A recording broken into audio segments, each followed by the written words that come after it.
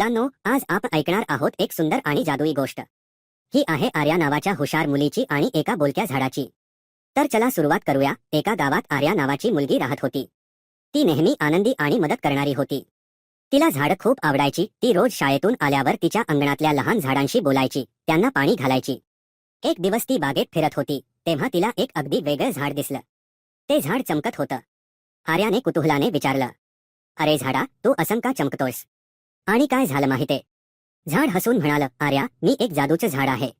मी तुझी मदत करायला आलोय, पण मी फक्त चांगल्या मनाच्या मुलांशीच बोलतो." आर्या खुश झाली. ती म्हणाली, "वा, मी तुझी काळजी घेईन, रोज तुला पाणी घालीन." त्या दिवसापासून झाड रोज आर्याशी बोलायचं. कधी गाणं गातं, कधी गोष्ट सांगतं, तर कधी पाखरांचं रहस्य सांगतं. आर्या आणि झाडाचे एकदम चांगले मित्र झाले. एके दिवशी गावात दुष्काळ पडला. सगळीकडे पाणी नव्हतं.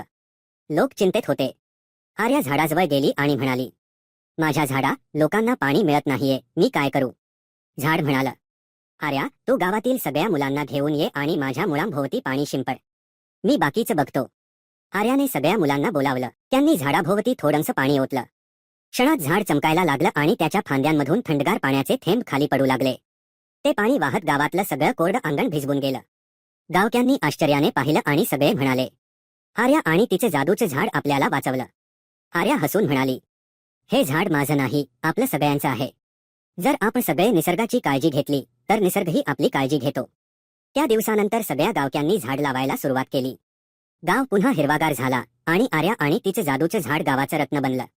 मुलांनो, ही होती आर्या आणि जादूचे झाड ही गोष्ट आवडली असेल तर नक्की लाईक करा, शेअर करा आणि सबस्क्राईब करून बाजूचा बेल आयकॉन ऑल वर क्लिक करा. पुढच्या मजेदार गोष्टीत पुन्हा भेटूया.